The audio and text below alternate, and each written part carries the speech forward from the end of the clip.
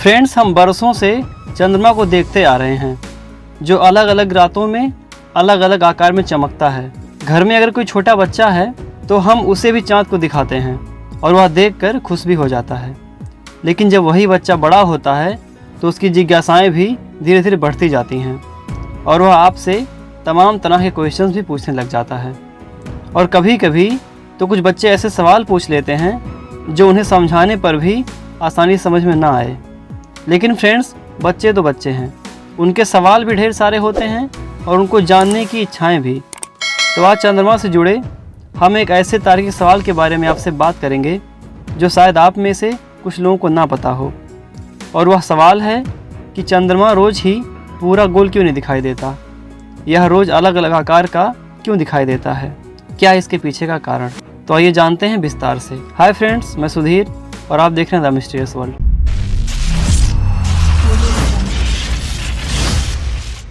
Friends, अगर बात हो रही हो चंद्रमा के प्रतिदिन के घटते बढ़ते आकार के बारे में तो इसका जवाब भी छोटा तो बिल्कुल नहीं है। और इसके लिए हमें सबसे पहले पृथ्वी, सूर्य और चंद्रमा के बीच रिश्ते को ठीक तरीके से समझना होगा, क्योंकि हमारे सवाल का जवाब भी इसी में छिपा हुआ है। फ्रेंड्स, पृथ्वी, सूर्य और चंद्रमा गेंदों की तरह ही बहुत बड़ी वस्तुएं हैं जो अंतरिक्ष में स्थित हैं। इन तीनों में सूर्य सबसे बड़ा है और यह प्रकाश को उत्सर्जित करता है, जबकि पृथ्वी और चंद्रमा सूर्य की तुलना में बहुत छोटे हैं। और पृथ्वी का आकार सूर्य के सामने कुछ ऐसा है जैसे फुटबॉल के सामने राई के दाने, और चंद्रमा पृथ्वी का 1/4 जितना बड़ा है। चंद्रमा और पृथ्वी में अपना खुद का प्रकाश नहीं होता, सूर्य के प्रकाश से ही ये दोनों प्रकाशित होते हैं। चंद्रमा पृथ्वी का चक्कर लगाता है और पृथ्वी सूर्य का चक्कर लगाती है।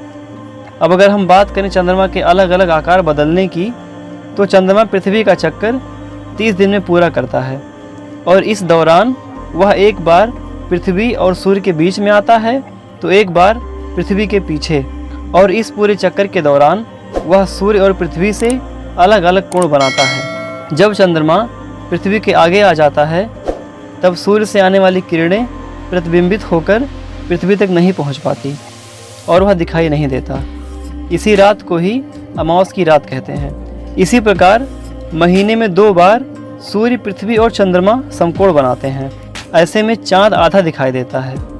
इसी तरह अलग अलग कोण बनाने के कारण चंद्रमा के आकार भी अलग अलग दिखाई देते हैं और इन्हें ही चंद्रमा की कलाएं या फेजेज ऑफ मून कहा जाता है।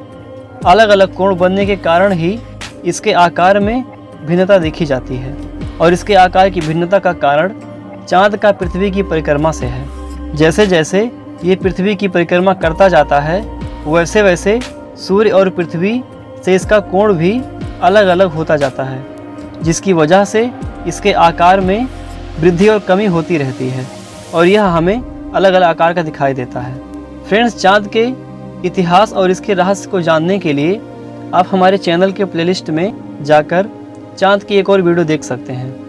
इसका लिंक आपको डिस्क्रिप्शन में भी मिल जाएगा।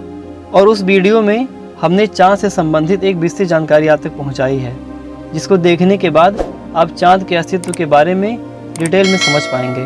और अब मिलते हैं अगले वीडियो में एक नए फैक्ट और एक नए रहस्य के साथ। तब तक के लिए नमस्कार।